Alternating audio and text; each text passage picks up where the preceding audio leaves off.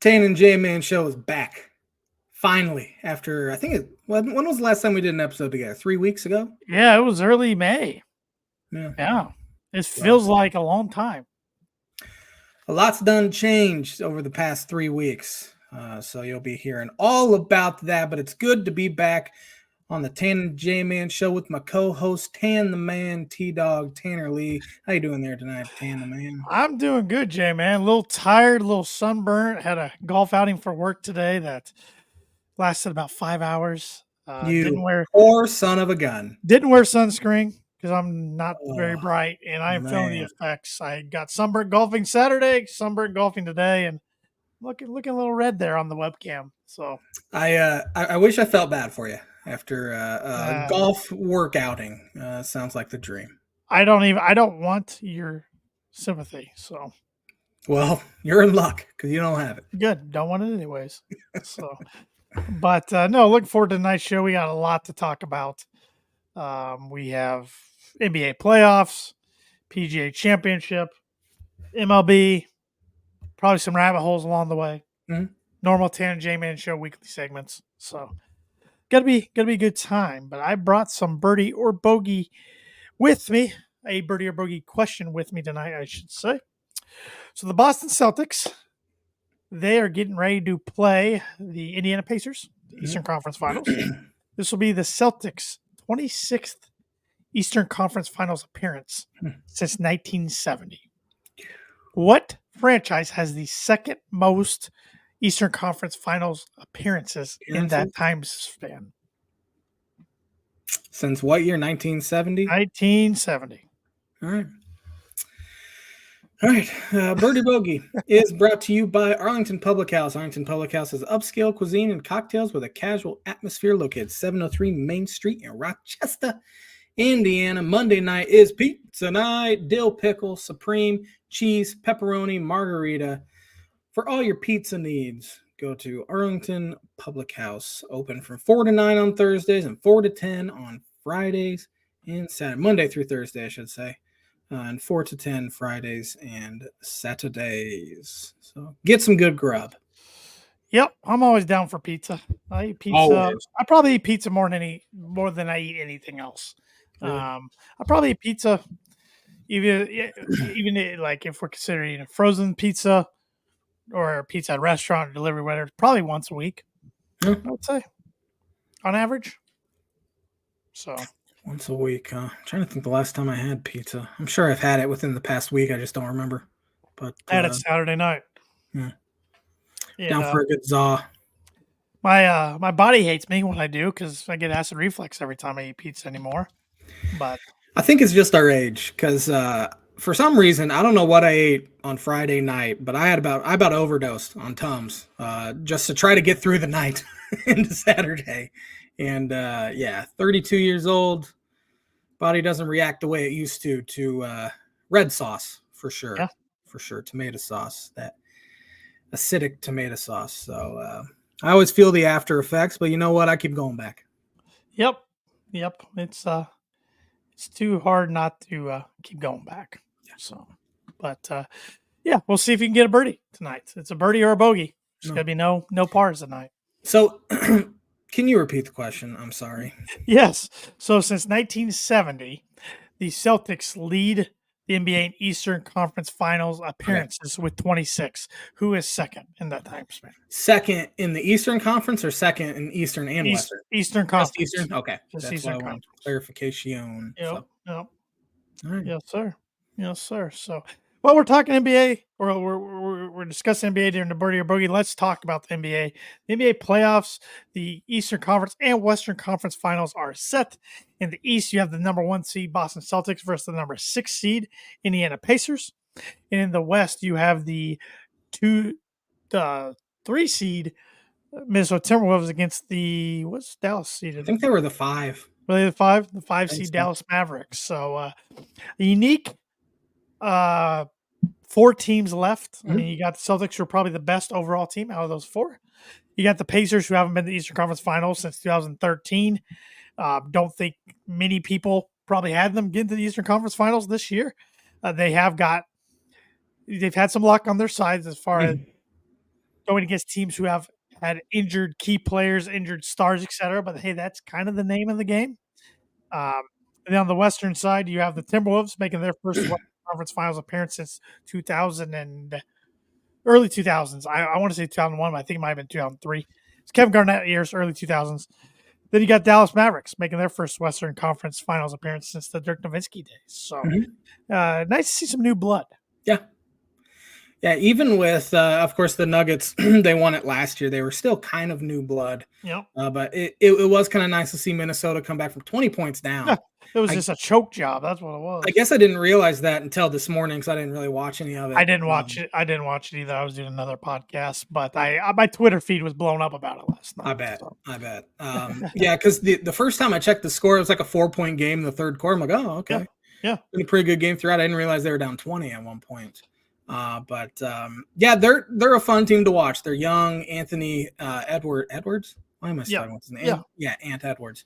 He is kind of taking the league by storm and kind of cementing himself as maybe a top 5 to 10 player in all of the NBA right now. And he's doing it on a huge stage. He didn't even play that well last night, and he still found a way to get it done. No, they're definitely the Timberwolves for a team that has not done a lot of winning historically. They've got a cockiness to them right now. I'm not saying that's bad or good. Time will tell. But they knocked off the defending champions, and the NBA. What sport's the toughest to go back to back? Baseball. I think I would agree, even though I don't think any of them are easy. No, none of them are easy. I mean, that's why you haven't seen no, the Chiefs just went back to back. But the NBA is tougher than it used to be to go back to back. Is what I'm trying to say. For sure. Anytime you have, really the professional sports where they play series, it's significantly more difficult. Where the NFL Chiefs now, the Chiefs did have to go on the road and win a few playoff games, but again, they only had to win 4 games in the playoffs. You have to win how many? 28 games, or not 28 games? At least 16 games to win an NBA championship or a World Series championship. So yeah, it does make it difficult. When is the last back-to-back champs we've got in the NBA? Golden State.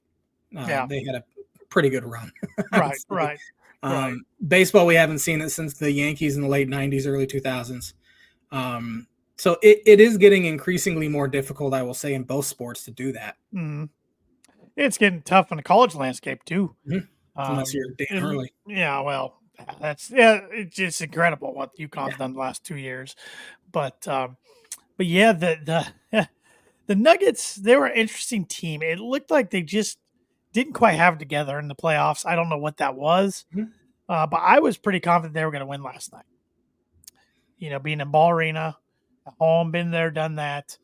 I still don't know if I would have picked them over the Mavs, though, just the way they'd been playing. Right. But Jokic did his job. Murray did his job. They just didn't get any help from anybody, and that was the difference. 21 points from players not named Jamal Murray or Nikola Jokic. That's not going to get done regardless of how many points they score. I mean, they combined for 69. I think Jokic had 35, Murray had 34, or vice versa. Right. And then, 21 points. Aaron Gordon was terrible last night. Michael Porter Jr., I think, shot 3 of 16 last night. He didn't score double digits at all during the series, which I know he's going through a lot of stuff personally, and he has been. But for a guy his caliber of talent, there's no excuse for that. I mean, he's too good of a shooter, let alone. Right. So yeah, they just didn't get the help around him, which is what kind of last year they other guys would step up and they'd score 20, 25, and that just didn't happen in that entire series, which is why and Minnesota had an incredible defensive game plan, especially in game 6, to be able to shut that down. And I mean, they only gave up 90 points last night, so they obviously did a really good job last night as well. Yeah, it's interesting. It's been a bad weekend for Colorado sports fans, pro sports fans. The Avalanche get knocked out in double overtime at home against the Stars on Friday to end their season.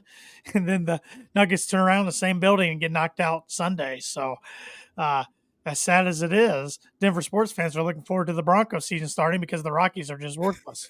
So they'll be ready for that to end by about October 1st too. So probably. So yeah. So it's not good times out there in the Mile High City right now. But They've had some pretty good times the hey, past 10 years, though. oh, So they have, yeah, they have. I mean, Well, the Avs particularly, won one, Nugs won one, yeah, particularly those two and the teams. Broncos But won one. Rockies haven't had anything. I mean, the Broncos did win within the last decade, but they haven't made the playoffs in 8 years. So, but I think the Nuggets will still be good next year. Oh, for sure. They've got some pieces they might need to clean up a little bit, but they'll still be contenders next year. Yeah. Heck, they might be even better than they were this year. Yeah. But yeah, Timberwolves and Mavericks. The Mavs get it done against the Thunder. Impressive. Luka's been playing well, of course. Kyrie's been playing well. I've seen better Maverick teams not make it this far, so it's kind of interesting. Yeah, it took down the 1 seed, Oklahoma City Thunder, who's so young. You think they'd be back and really good, but you never know. Those guys are going to start to get expensive. Yep. They're still in a pretty good spot where they can maybe make a run or two before all these guys get these max deals like Shea Gilgeous-Alexander or whatever his name is, SGA, will get a max deal. And then, I mean, you have Chet Holmgren in his second year. You have Jalen Williams and Lou Dort. Like, that's a really good team.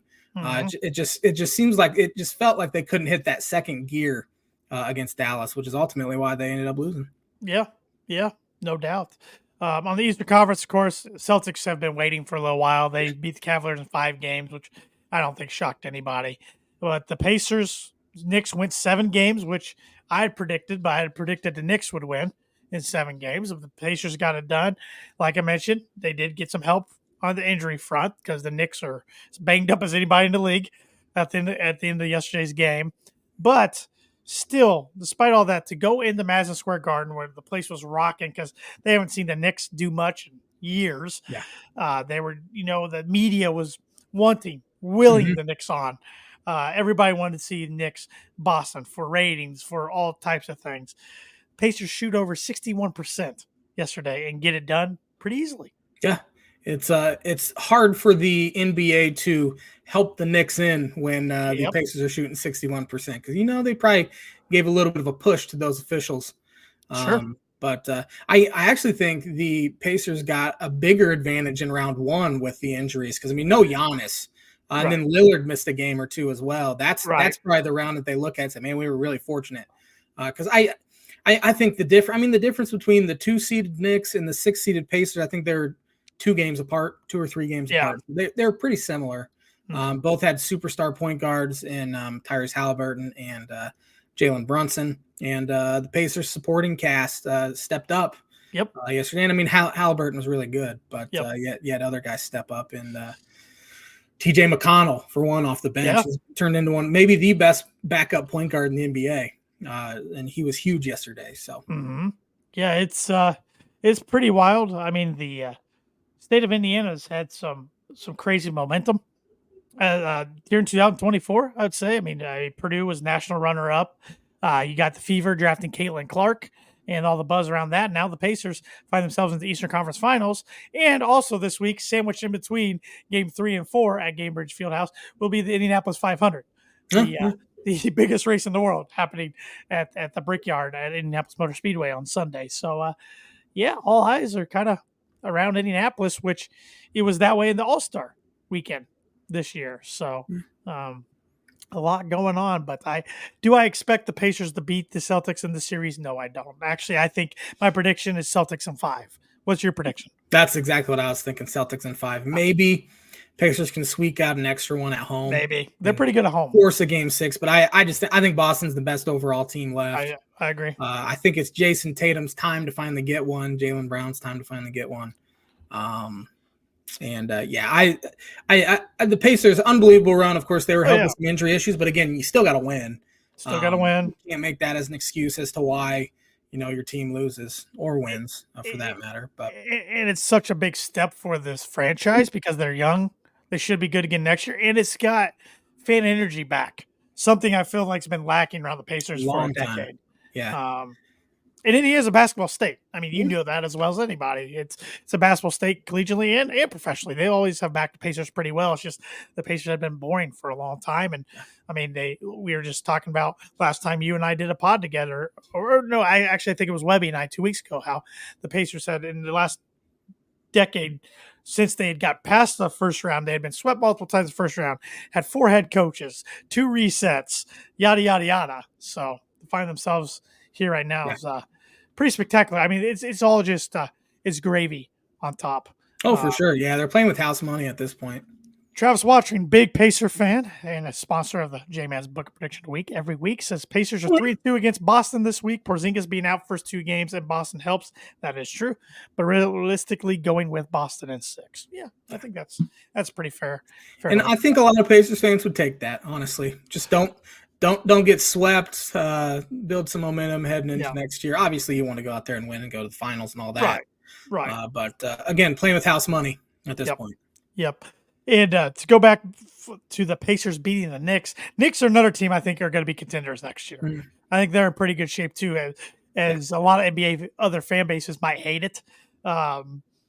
We dodged a bullet this year because I thought the Knicks might make the finals, honestly, when they were healthy. And we have never seen anything like we would have on social media out of the New York Knicks. I mean, I didn't watch any of it, but supposedly NBA Countdown was all Knicks. Yes, they were. About Pacers yesterday. Stephen A. Smith, he's the absolute worst media guy out there. He's the most arrogant, cocky, thinks has this incredibly high status because he talks sports on TV. I've never seen a media personality that entitled and arrogant in my life.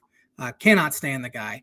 But unfortunately, I do think the Knicks, now that they've finally shown that, hey, we can be pretty good, they have set themselves up to potentially land a superstar. To pair with a Jalen Brunson, Josh Hart, and could be a guy like Donovan Mitchell. He's from Brooklyn, I believe, born and raised.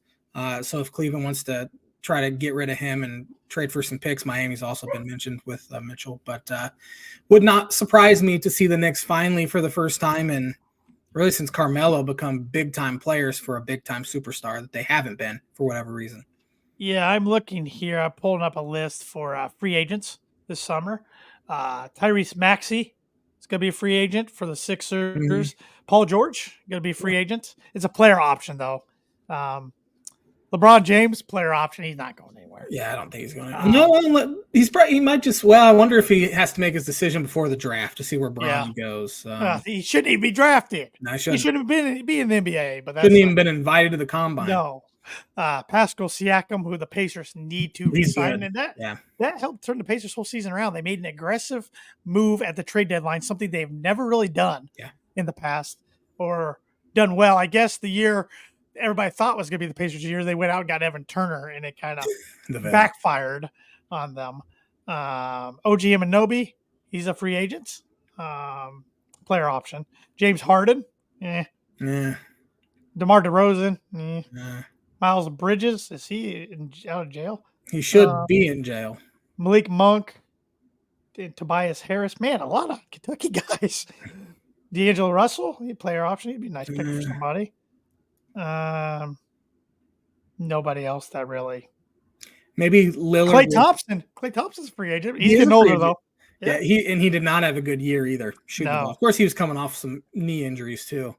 I mean, free agency is one thing, but we see in the NBA more than we see anywhere else superstars get traded because they ask for a trade. Sure. So maybe a guy like Damian Lillard, who sounds like he did not enjoy his time in Milwaukee, maybe wants out, and he could end up in New York or Miami. Miami finally, if Miami will be willing. He's not a winner in my.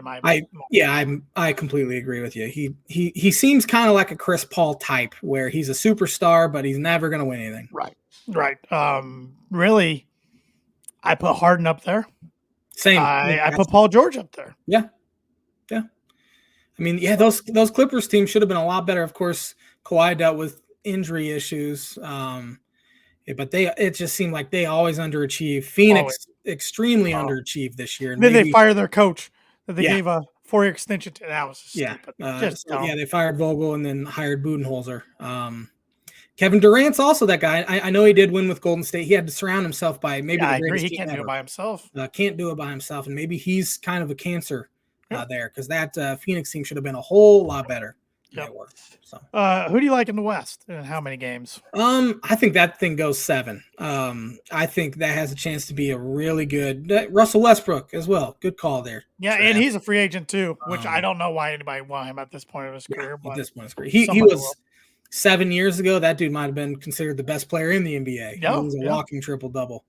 I'm taking Minnesota just because I want to see Minnesota in there. They're a fun team. As you said, they haven't won a whole lot, but they have that swag to them. Maybe that helps them in a sense that we don't care what happened before us. We're our own team.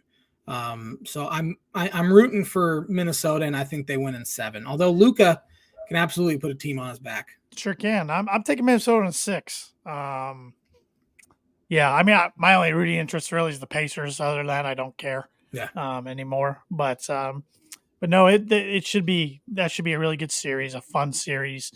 NBA's in a good spot as far as a lot of their faces of the league or guys who are becoming faces of the league are all 25 and younger. Their face of the league that needs to leave is 40 years old this year. Yeah, still incredible what he does. I'm not the biggest LeBron fan, but to sit here and say what the guy does is an incredible at the age of 40 would be crazy. But I think the NBA will see an uptick in ratings. I just think people will tune into ESPN again once LeBron James retires because it's turned into the LeBron James network there on ESPN. And I just think it would do the league good to get him out, in my opinion. A few more NBA things I wanted to cover real quick before we switch gears and talk something else. You were just talking about ESPN being the LeBron James network. ESPN's still got NBA rights, but now NBC outbid TNT for NBA rights. So bye-bye inside the NBA. Yeah. The best pre-post halftime show of any sports. I mean, I usually don't even tune into those kind of stuff because I think the NFL ones on CBS and Fox and ESPN, they aren't very good. And having the chemistry between Chuck and Kenny and Ernie and Shaq is unbelievable, and they're funny and keep everyone engaged. They did do a stupid thing by letting Draymond come on during the playoffs. He kind of ruined it a little bit, but the thing about, I mean, NBA was NBC when we were growing up. I mean, it had that classic, theme song, the round ball rock. Which I'm excited to hear that again. But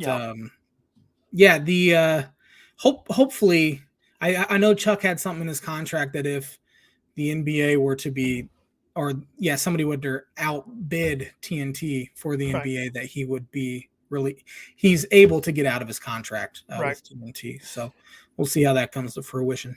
Well, the big thing is Ernie Johnson said he's not leaving Turner. Yeah, so I mean, he's the guy that makes the glue. He's kind of the glue. He makes that show go, and it's just not gonna be the same. And now TNT all of a sudden, I mean, man, how long has NBA been on TNT? Pretty much our whole lives. And so now there's, as far as sports go, they just are left with the NHL. So it's a really fascinating time with, of course, the streaming wars and streaming, but also TV rights. These TV right deals come up every so often, and TNT might drop in value for as far as a price a cable company can get that channel. Because if they're only stuck with NHL, they're not going to be a very appealing channel for buyers. Would not be great considering Thursday, Friday, Saturday, and Sunday of the NCAA tournament are also on TNT. Right. So, yeah. So we will see. That's something definitely to keep an eye on. Another thing with the NBA, I know my dad and I had a conversation about this. I think Evan and I 2 weeks ago, we either did it on air or maybe we did it off air. But it's a fun conversation to have. I like to get everybody's opinion on it.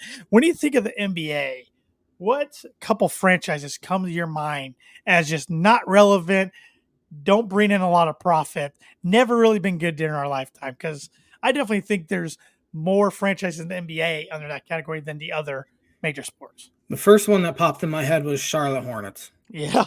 They've been terrible forever. I mean, when they were in New Orleans, well, I guess they were the Bobcats, weren't they? And they kind of became Charlotte Hornets, Bobcats, whatever. They're just irrelevant. I don't see them ever contending. Another team that's kind of become that is the Washington Wizards. Oh, that was my dad's number one. Yeah. So they've been pretty bad. I throw the Blazers in the mix. I know they had that nice little run into early 2000s with Rasheed, Pippen against the You know, And those guys against the they were pretty Lakers. good with McCollum and Lillard and Yeah. those guys But too. But did you ever really consider them a contender, no, even with those guys? Yeah. I would have said the Phoenix Suns, but I mean they had good runs with Nash and Stoudemire, and then of course they just went to a finals a few Right. years ago. Right. Clippers would absolutely have been on this 10 years ago. Probably Golden State too. Yeah. Honestly, so Yeah. There's a lot of interesting, and it comes in waves and flows. I get it. I'm gonna throw the Nets in there now. Mhm. I wouldn't. I mean, they haven't been done anything Yeah. since Jason Kidd, and since they moved to Brooklyn, they've been horrendous. Sacramento Kings too. Yeah. Travis says Washington, Atlanta. Atlanta, that's a good one. Charlotte, Houston, Portland, Detroit since '08. Yeah. Detroit still seems like such a name brand though because of the They Bad do. Boys, and they won a title in 05. But yeah, since 08 they've been horrendous. Yeah, and they got a lot of young talent, but they are bad, and they didn't get the number one pick. That went to Atlanta Hawks. So I know you and your dad talked about that last week. Mm-hmm. So it is interesting. They've had the worst pick or the worst record in the NBA each of the last 3 years, and they have not gotten the number one overall pick, which means the lottery system's working. And really, Minnesota could have fit the bill until this year, really. Yeah. So now they got A-Rod in their corner. He's fired up, yelling F-bombs on TV. Fired up. Yeah. So, but no, that's I don't know. It's always an interesting conversation because, like, I would be shocked if the Wizards had a primetime game this year at all during the whole season. Could you name me a Washington Wizard? No, not off the top of my head. Jordan Poole. I still want to say John Wall and Gilbert Arenas and Bradley Beal. That's where my mind goes. Yeah. Michael Jordan. Oh man, no. There's a couple of NBA teams I would struggle naming more than a couple guys. Could have said put Orlando in there, but of course they went to a finals in 09 and they were really good this year for the first time in forever. But 09 was 16 years ago, 15 years ago. It's pretty sad. I mean, yeah. Kyle Kuzma's with Washington too. Yeah. Other than that, though. Oh no, they're awful.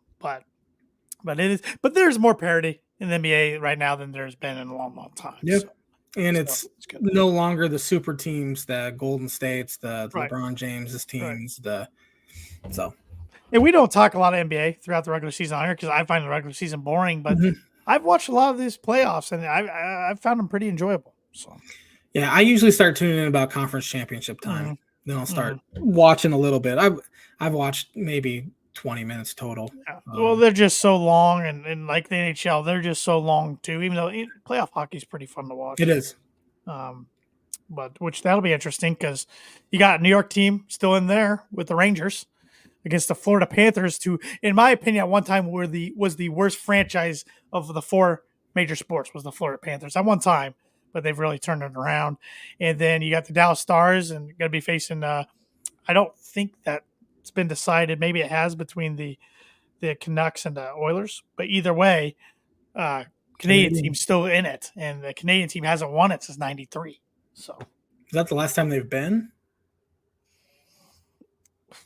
I want to say no, but I don't know what year that would have been. I want to say somebody made it but lost. I don't know. I know nothing about hockey. So. I know nothing. I don't know enough. I don't know enough to call myself dangerous. So I do want to talk about the Avalanche, but I don't want to talk about the Avalanche. They made me mad the other night. So, all right. Well, J-Man, you want to get educated? Let's do it. All right. Let me pull up the on this day in sports history. I haven't looked at this yet, so let's see what's going on. I guess it helps if I bring the lower third up here too. Not going to ask you that one. Preakness, not going to ask you that one. Oh, on this day, 1920, policemen raid the Cubs bleachers and arrest 24 fans for gambling. And they can just do it on their phone. You can do that legally now. Yeah. Certain sport, by the way. This is an interesting one. I don't know if we've ever had like a health cure on this day in sports, but here we go. On this day in 1930, the University of California dedicated $1,500 to research on prevention and cure of athlete's foot. Tough acting to acting. Remember those John Madden? Oh, yeah. Oh, yeah. Boom. Boom. On this day, 1948, the Cleveland Indians tied a then AL record of 18 walks. They beat the Red Sox 13-4. That's a lot of walks. God, that game had to have taken forever. A lot of Preakness, which I'm not going to quiz you on, unless you want me to. No. Okay. Was the Preakness over the weekend? Yes, and I forget who won it. Yeah, it was Saturday. I don't even remember who won the Kentucky Derby. I don't either. I didn't watch it. I usually watch them. I didn't watch it this year. I didn't either. On this day, 1972, who won the 5th ABA championship? 72. The Sixers in the ABA. They were in the ABA. I'm going to say they're not it, considering you had to think about it. Nets. Nets lost 4-2 to the Indiana Pacers. Pacers raise a banner for that one? Yeah, they have two ABA championship banners in Cambridge. Yes, they do. And they have a 2000 an NIT championship banner. Well, you know. Hey, that school down south that probably have 5 banners. They have one of those too up there. That's what I was saying. All right. Let's see here. Well, let's say 1984, Boston's Roger Clemens the Red Sox beat the Twins 5-4 for his first victory. The Rocket. Let's say 1988, Philadelphia Phillies Mike Schmidt hits his 535th home run, moving him into 8th place all time at that time. He had at least 400 of those against the Cubs in his career. You always talk about him being a Cub killer. Yeah. You look at his numbers and it's absurd. And of course, I wasn't even alive for it. Right. And I even know it that he was a Cub killer. So on this day, 1991, who was named the NBA's MVP? 91. That had to be Jordan, right? It was Michael Jordan. Yes. I wonder who was runner-up that year. I don't know. It doesn't say. Also on this day, 1991, John Reardon. John Reardon. Gained his 300th career save. Yeah. Man, this is not the greatest on this day. No, that's gonna do it. It's pretty weak.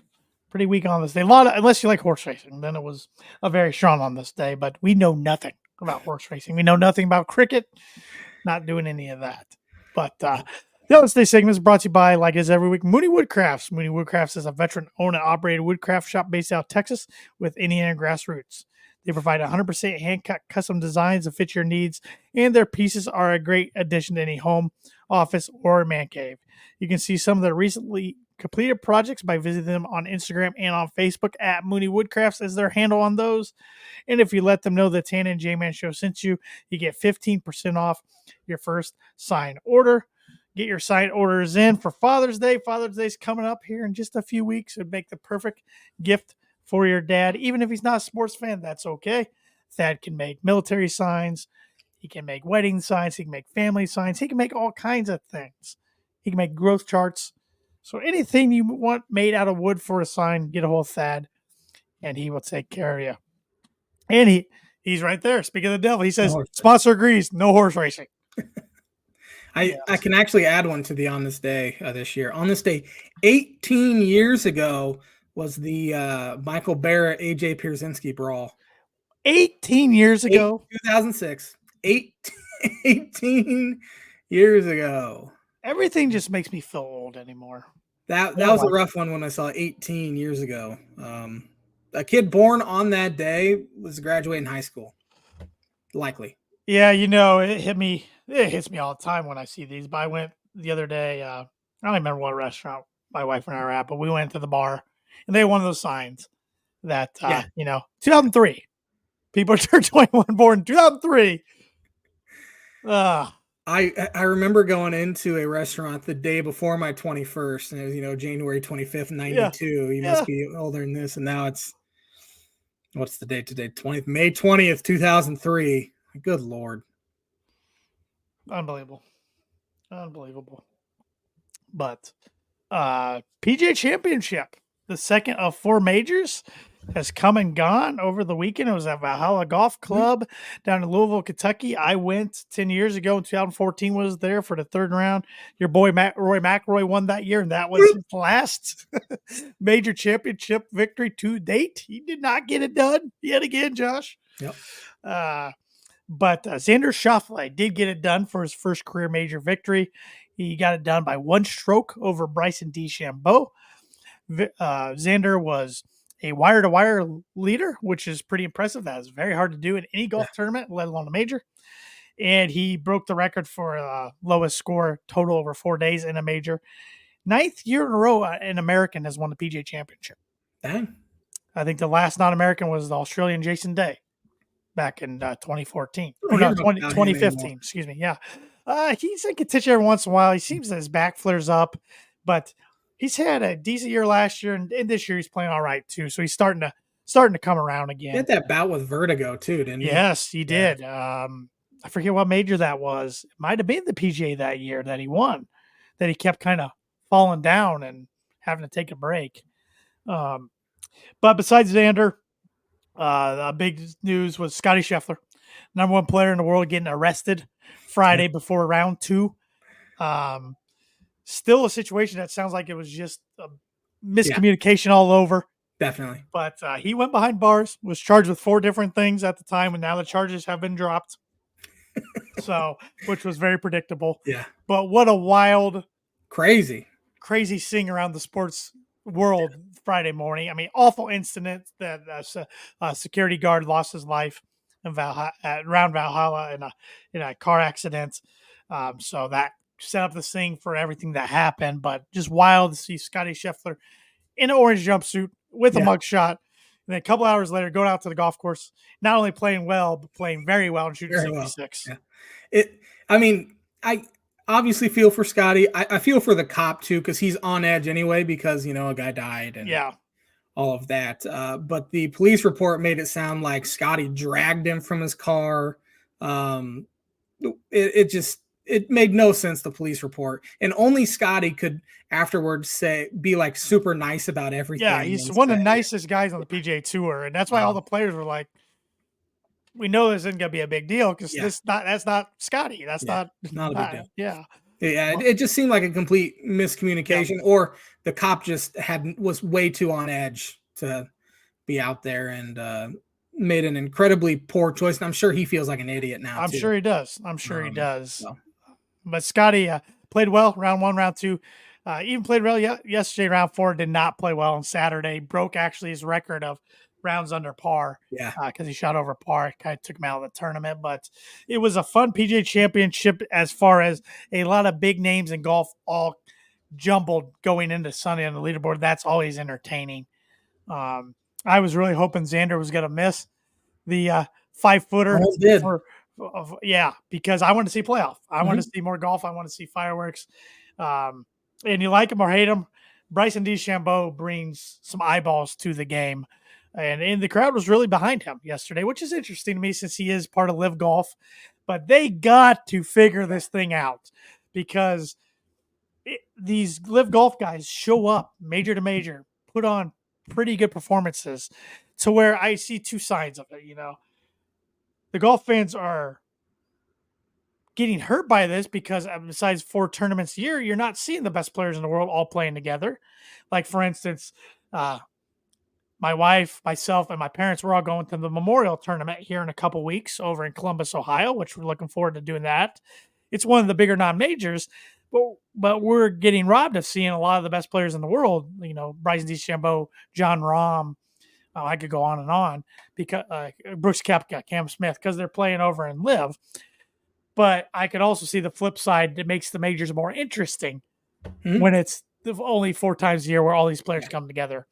If the PGA were to say no, these guys can't play in majors, I would have a real hard time seeing the PGA surviving. Oh my gosh, yes. They got a lot to figure out before this merger even happens. It feels like it's just getting pushed farther and farther back. I now see the only guy representing the PGA Tour is Tiger Woods now, which I guess if you're only got to pick one guy, it's a pretty good one to have. Speaking of Tiger, he did not make the cut. Shocker. He played awful on Friday. I mean, he was 7 over through his first 4 holes, yet they were showing the majority of his shots, which I'm sure, I'm sure that bothers him too. No, I'm sure. No point. I mean, I will give the guy credit. I don't see him winning a golf tournament the rest of his career. I really don't. But I think he's going to keep fighting and keep playing because that's just the competitor he is. Phil Mickelson didn't make the cut. He had a roll in there for a little bit in the first round and then just tanked his last 5 holes on Thursday, and then it didn't get any better Friday. John Rahm missed the cut. Big name to miss the cut there. To live guy who has not played very well this year. Wyndham Clark, top 5 player in the world, missed the cut. Who else? What are guys? Ludwig Adberg missed the cut. He kind of made a name for himself at the Masters. So there was definitely some big names that did not play on the weekend, but for a majority, the big names were there on the weekend and provided good viewing. And now Father's Day weekend coming up a couple weeks is the U.S. Open at Pinehurst in the Carolinas, and then it'll be the Open, or what I call the British Open, in July, and the majors will have come and gone. But golf is in the Olympics this year, yet again, so that's a big deal. President's Cup, so FedEx Cup, a lot still. So you got 2 more chances to book it with your boy again. So, you should just come up here to the Bolingbrook Live tournament in September. That's what you should do. I might look into doing that. That sounds like a good time. Yeah. So I was just up by the golf course today, actually. So considered one of the top public courses in the country. Yeah, I was thinking the other day, I have not seen a lot of these guys that are in contention at majors live before, because the last PGA Tour event I went to was back in Detroit, the Rocket Mortgage Classic in 2019. So it's been a few years. Before that, it was the PGA Championship back in 2014. So the Brooks Koepkas, the Bryson DeChambeaus, who I can't watch anyways because they're on live. I've never seen those guys live. Nope. I've never seen Jordan Spieth live. I've seen Jordan Spieth live. I don't think I've ever seen Justin Thomas live. I'm not sure about that one. He would have been really young, but yeah, I've seen Tiger, Phil, a lot of the older guys, but yeah, a lot of the young guys, or not even young guys anymore, guys our age, I haven't seen a lot of them. So looking forward to going over to Muirfield Village in a couple weeks and checking out some golf, because golf's fun to watch in person. It's a lot different than it is on TV. Yeah, I completely agree. So yeah. I have some pick 6 here. There's a few golfers on here. We kind of head on them a little bit, but first one, Scotty Scheffler. Best player in the world. Still, it seems like a nice guy. I was actually rooting for him to win it all after what happened Friday. I thought it would be awesome. He's still going to be up there towards the top, if not the favorite to win the U.S. Open. He's a favorite to win every time he tees it up, because it comes down to his putting. He's the best ball striker on tour, and all of a sudden he's becoming a pretty good putter. So that's a pretty dangerous combination. But yeah, I like Scotty. Yeah, it was funny. Guys literally had T-shirts made of his mugshot already on Friday, and I saw him giving them fist bumps. It was kind of funny. It's amazing what those cricket devices would do for you. Xander Schauffele. I'll go on record. I'm not a big Xander fan, and I don't know why. He seems like a good guy. He's a good player. I've just never really cared for him. I don't know why, but he was due. He was due to win a major. Surprised he hadn't won one to date, because he's pretty much always in contention. And now it's the argument goes to, okay, who's the best player in the world now not to win a major? I think it's Victor Hovland, probably. And that dude's knocking on the door. He's going to get one soon. He won the FedEx Cup last year. And as far as the best American not to win a major, maybe Max Homa, maybe? I don't know. That question's a lot more difficult than the best player in the world without a major, I would say. Yeah, Xander had a few clutch shots. He had a really nice shot on 17. Yeah, good up and down. And then his second shot on 18 was huge. Tough shot where he's standing in the bunker and the ball's in the rough. So you know what I would have done with that shot? Hit it backwards. I would either probably chunked in the bunker, or I would have pulled it dead left, because that's so easy to do with a baseball type swing. Yeah, it's so easy to do, and because he could have played it safe, he could have kind of just pitched it out, which would have made for a more difficult third shot. But he was clutch when he needed it, because Bryson put all the pressure in the world on him going out and shooting a 64. Yeah, Bryson DeChambeau. I like him. I know a lot of people don't like him. I like how he's always looking for a different advantage. He's a smart guy. He's a physics grad from SMU. He plays with the one length clubs that means his irons and wedges are all the same length. He was kind of the first to ever do that. He bulks up, swings as hard as he can, kills the ball. Then he cuts back all his muscle, and he still swings as hard as he can, kills the ball. He's just always doing crazy things, and the mad scientist for a reason. Moving on to the NFL here, Harrison Butker. Yeah, he's in a little. Yeah. I don't even want to say hot water because it depends on who you ask. Right. Controversial. Freedom waters. of speech.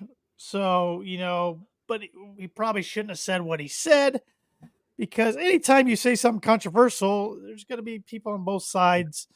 But another Chiefs have had a rough off season in the media. Yeah. It pissed me off. Yep, just from, having a daughter now and then my wife, obviously. Sure. His comments were, I think, really degrading, especially to the women who are graduating with their degrees. Right. Right. But again, he can have his views. People that call for him to get cut are idiots. And that's what I want to clarify. I do not agree with what he said. Yeah. But it is freedom. He didn't say anything racist. And I don't agree with people saying he should lose his job. That's where I'm standing. But I do not agree with what he said. So his comments were not lose your job sort of comments. No. Just views that he believes, and of course we disagree with him. But if it wasn't anything, racist or anything like that, that absolutely should have him released or whatever. But and Andy Reid said, "You get rid of Harrison, you get rid of me." So wow, that's a kicker you're going down with. Andy. I'm not getting rid of the best kicker in the NFL for his views. So is what it is. But it's not the first time kickers said something kind of controversial. No, kickers are stupid. Yeah, they are. So, moving on to the NBA, Tyrese Halliburton. Yeah, I knew he was going to be good. I didn't think he was going to be this good for the Pacers this fast. He's really taken Indy under his wing. He loves it there. He says he's becoming the face of the city for Indianapolis sports. Oh, well, Caitlin Clark too, I guess. But I would say Anthony Richardson probably gets there, but he's not yet. Yeah. And the Colts, Jonathan Taylor's not. No. So the Colts don't really have one. Haven't had one probably since Andrew Luck. So yeah, it's he's a good player. He's got a weird shot, weird release, but he's a stud, man. They got some other nice pieces. He's an unranked 3-star that Iowa State took a chance on. I think he was only there 2 years. Somehow developed incredibly in those 2 years, and obviously first round pick, and now he's a star. So. Just another case of why rankings don't matter, or if they do matter, they're overrated. So. Last one here, Rudy Gobert. Yeah, I always think of right before COVID, like the day before the world shut down, of him being a jerk, touching all the microphones. But he's a stud on defense, always has been. He usually shuts down anybody other than the Joker. Mm-hmm. Joker's had a good career against them. But he had a huge shot last night. He hit that fadeaway, and that kind of, from then on, it was kind of all the Timberwolves, the momentum with them, and he's perfect for that team. Mm-hmm. Yeah, 4-time Defensive Player of the Year, but it seems like people are on him all the time for just I don't even know why. They say he's overrated, all of this. Even Draymond hates him, which Draymond hates everyone. And he goes on this show, says, "You got the 4-time Defensive Player of the Year. Why you got Cat on Jokic?" And somebody said to him, "You won Defensive Player of the Year, and Andre Iguodala was the one guarding LeBron." That really made Draymond mad. Yeah. Well, Draymond's dumb. He is an idiot. I might have heard this wrong, but I believe out of the top 15 paid players in the league, Gobert is the only one still playing in the playoffs. That's incredible. I was actually going to share that stat. And he stole it from me. Sorry. But which is shocking. So that means like guys like Jason Tatum hasn't gotten that max Luka or Luka. Surprised Kyrie wasn't in that top 15, but yeah, I was too, because he definitely was for a long time. But he's been kind of a cancer everywhere he goes. Yeah. So. He seems to have calmed down a little bit. Maybe it's being out of New York helps that. But it seems like he's kind of kept his mouth shut a little more this year instead of saying controversial things. So. I know this is a little off topic, but I was in the Dallas airport twice this last week on connecting flights, and. I have a lot of time to kill, so I'm going to go look around the gift shops and just whatever. Tons of Dallas Cowboys stuff. Tons. Yeah. Little Texas Rangers stuff. It's mostly World Series champion stuff. No Dallas Stars whatsoever, even though they're right now still in the playoffs. Only Dallas Maverick thing I saw was a cup. and they're still in the playoffs. It just kind of baffled me. Like, why wouldn't they have some of those two teams too? They're right there in the playoffs. Yeah. Like, Dallas is a good sports city. I don't It understand. is. Yeah. But Cowboys rule that state. Always will. I'll rule that state. Yep. So, but good pick six segment, J-Man, like it is every week, and it's sponsored like it is every week by Proforma Print 2 Promo Group. If you're looking for a trustworthy, dependable resource for next trade show, company picnic, or sales meeting, Proforma Print 2 Promo Group has over 50 years combined experience in promotional products and commercial print. They strive for fast and efficient response to all your print needs, so you need to look no further. Let them be your one-source print and promotional company today by giving Barbara Van Weinsberg a call at 574-210-3815, or you can email her at barbara.vanweinsberg@proforma.com. Baseball. Baseball. Cubs are playing some pretty poor baseball here this month. They're 8-10 this month. I couldn't tell by following the J-Man on Twitter. I was angry this weekend. Yes, maybe it's just even in a win the other day. You were angry. Well, they played so bad in that winning 1-0. I've become so accustomed to them. Can I pull up some of your tweets? No. Really taking care of business. I am anyways. So.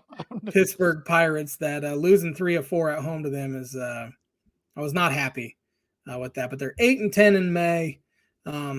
May was their bugaboo last year, and it's honestly what kept them out of the postseason.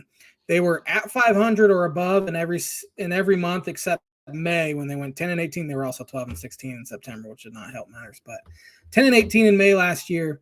8-10 this year. They're dealing with injury issues. They're not hitting. They're hitting .217 as a team this month. And I know they face good pitching. I'm so unbelievably sick. That guy's good pitcher. Let's tip our caps. No. Good teams hit the good pitchers. The Cubs from 2015 to 2019 had no problem against good pitching. This Cubs team, for some reason, continues to get excuses made for them. And I know they've dealt with injuries. Belly missed a few weeks. Seiya Suzuki missed about a month. Dansby Swanson's been out about 12 days now. Nico Horner's been out 5 days. So in the middle infield right now, you're playing 2 non-major leaguers in Nick Madrigal and Miles Mastrobuoni. Yeah, he's not your favorite. I see here on Twitter. I was just Nick Madrigal is the worthless pile of garbage to ever put on a Chicago Cubs uni. Plays bad defense, doesn't hit. It was a terrible trade Jed made, trading Craig Kimbrell for him. It's one of the rare trades that worked out for nobody because Craig Kimbrell was so bad for the White Sox. Madrigal's been so bad for the Cubs, and I think they're sending Madrigal down because they just called up one of their top shortstop prospects, Luis Vasquez. So hopefully that doesn't mean Nico Horner's more injured than they think, which, again, incredibly stupid roster management by Jed Hoyer. Nico Horner's been out for 5 games now. They could have just put him on the injured list and he would have been halfway done with it by now. But no, they've decided to play a man down the past 5 days, which is absolutely idiotic. And for some reason, Jed has done this his entire tenure with the Cubs and over the past 3 or 4 years since he's been in charge. And it routinely comes back to bite him in the butt. And once again, it's starting to. So now they have the Braves coming to town for 3, and they go to St. Louis for 3, at Milwaukee for 4. So the schedule's not going to get any easier. So they better nut up or shut up, as they said in Zombieland. So I think my favorite Cubs-related tweet from the J-Man this past week was May 14th, and the Cubs never won in Atlanta again. They ended up winning the next night, but Cubs had lost 13 of their last 15 in Atlanta. So it just felt like Cubs were never going to win in Atlanta ever again. So, yeah, hopefully the Cubs will play a little better. The NL Central starting to wake up a little bit. Brewers have not played overly well. They are 2 games up on the Cubs. Pirates have started to play a little better ball. Paul Skeens, talked about him last week. He was as dominant of a pitcher as I've seen at Wrigley in years on Friday in his second career start. 11 strikeouts through 6. Struck out the first 6 batters of the game. Just electric stuff. So that's going to be fun the next couple of years. Friend of the podcast, Sean Shriver, texted me the other day, said, you'll enjoy him in Yankee uniform 5 years. Yeah.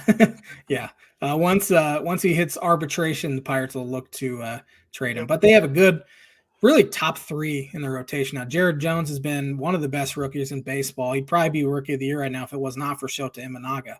And then Paul Skeens, and then you add in Mitch Keller to that. And that's a pretty good top 3 there. They can't hit at all, but they'll definitely keep you in them, keep the keep them in games with their pitching. But speaking of pitching, Cubs pitching has been pretty well, 4th in the NL and ERA. Shota Imanaga is off to the best 9-game start of a career of any pitcher in the history of baseball. 0.84 ERA is the lowest through first 9 career starts in the history of baseball. He's been an absolute godsend. Him and Javier Assad have been fantastic. So hopefully they can start hitting a little bit, and Dansby and Nico will be back, and they can kind of go on a run now that the weather's heating up a little bit. Elsewhere around baseball, the Phillies are 34-14. Yeah, they are rolling. Probably the best. They're definitely the best team in the National League. One of the best teams in baseball. Yankees hot on their heels, 18 games over 500. Maybe it'll be an 09 rematch for the World Series. Yeah, maybe. Braves have kind of struggled a little bit offensively. It's kind of weird. Matt Olson's numbers are down. Ronald Acuna Jr.'s numbers are down. Austin Riley's been hurt, and his numbers are down. So you imagine the Braves will wake up eventually, but they've kind of struggled so far. Dodgers are running away with the West, as we predicted. They're 7.5 games up already. The Kansas City Royals are 10 games over 500. That's pretty impressive. Yeah, I think I picked them to finish second. You did. And they are second now, but they are arguably the best team in that division. They're a game and a half behind the Cleveland Guardians, who are playing pretty well. But right when we started to count the Houston Astros out, they climbed back. I never counted them out. I never did either. Like, let's wait till July to have these combos with the Astros. They are 4 games out now. Yeah. They're still 5 games under 500, but they're starting to get a little healthy, and they're starting to play some good baseball. So once again, I think Houston's probably going to be back in the playoffs. Mariners are 3 games over 500. They can't hit, but they can really pitch. Rangers have kind of just been sluggish. The Angels are letting Mike Trout rot. Yeah, I mean, Mike Trout's kind of letting himself rot with how often injured he is. But, I know. Yeah, that might be the most, which is crazy to even think about, because they have one of the best players, probably the best player of his generation playing. They are one of the most irrelevant franchises in the sport. They really are. The Rockies, the Marlins, A's, the A's, Oakland A's, incredibly irrelevant. I'm going to throw the Nationals in there. I mean, I know they won the World Series. Yeah. No one even talks about it. They're 12.5 games out already, which is tough to win in the NL East. But Mets are 12 games out, which is kind of funny. I love it. So, yeah. I have not done a book it prediction of the week, so I don't even know if there's going to be enough games played. I don't know if 4 games will be played between now and next Monday. I think Game 4 is next. The Game 4 of the East is next Monday. I don't know about the West. So, any golf this week? How about Indy 500? The Indy 500 will be won by a Caucasian male. That is my guess. What? That's my guess. There's one female in it, so pretty much you're just saying she's not going to win. Didn't know there's a female in it. Yeah, so. there's a female in it.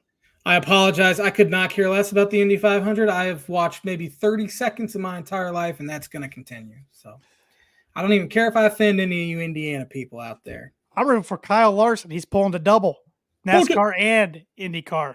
And he's in the second row for the Indy 500. It's pretty impressive. I don't know what any of that means. He's a NASCAR racer, and he's doing the double.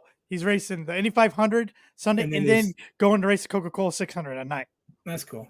Cool. Like Tony Stewart used to do it. Robbie Gordon used to, or Stewart never did it. Robbie Gordon did it.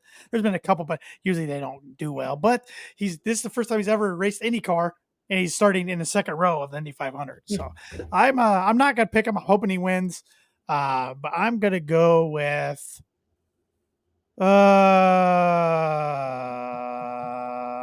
Hunter Ray this year. Hunter Ray. There we go. J-Man's Book It Prediction of the Week brought to you by Indiana Farm Bureau Insurance Agent Travis Watching for life, home, auto, business, renters, workers, comp, and farm insurance. Contact Travis at 219-869-4561. His email is travis.watching@infb.com. If that correct me, Stewart's the only one to do both and finish in top 10 in both. So that's cool. Tony Stewart, legend. So that's pretty neat. All right, J-Man. The Boston Celtics are appearing in their 26th Eastern Conference Finals since 1970. Who has the second most Eastern Conference Finals appearances? there's three teams that come to mind, and I'm just gonna pick the. Is it the Knicks? It is not the Knicks. Is it the 76ers? It's not the Sixers. Is it the Bulls? Bulls had 8. Not the Bulls. This team It's had not 10. Who is it? Detroit basketball. I thought Detroit, but they've been so bad here recently that it just. You know who I guessed when I saw this? I thought it was the Heat. Yeah, the Heat were terrible up until Dwayne got there, though. Well, I guess they were pretty. Lonzo got there once or twice. They've only been around the last since couple years. Yeah, they've only been around since like '89. Yeah. Man, I thought Detroit, but I'm embarrassed. Detroit with 10. Yep. Thanks for watching the Tan and J-Man Show live on the ISC Sports Network. We'll be back at her next Monday with another episode. Have a fantastic Memorial Day, everybody.